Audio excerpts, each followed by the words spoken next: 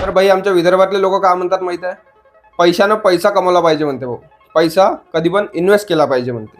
बात सही. आता बिचारे विदर्भातले लोक साधे बोडे, त्याला काय माहित त्याची गोष्ट जावेद जाफरीची बायको हबीबा जाफरी ऐकन.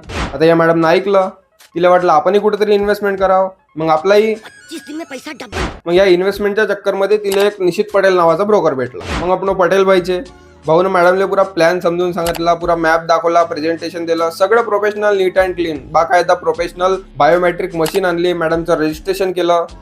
मग काय मॅडमनं दिले 15 कोटी रुपये ऑनलाईन, 2 कोटी रुपये कॅश दिले, असं 17 कोटी रुपयाचं इन्व्हेस्टमेंट केलं.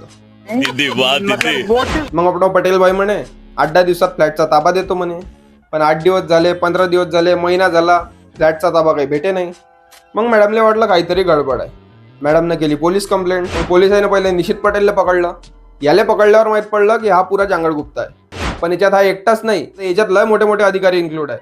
त्याच्यात एक नाव समोर आलं, महेश पाटीलचं. आता हा महेश पाटील कोण, तर BMCचा सहाय्यक उपायुक्त. क्या बात कर रहे? याची काही हे पहिलीच केस नव्हती.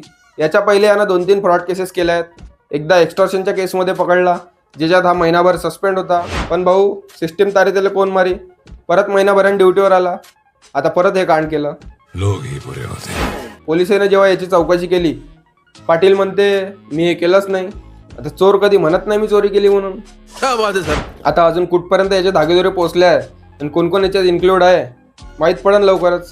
म्हणून भाऊ मला आपल्या मिडल क्लास बायकोचं पटते. हे इन्व्हेस्टमेंटच्या दलिंदर शोक तैले येणार, तैले एकच शोक राहते, नवऱ्याच्या खिशातून पैसे काढायचा. बाकी तुमच्या खिशातले रोज किती पैसे गायब होतात कमेंटमध्ये नक्की सांगा आणि फॉलो करायला विसरू नका.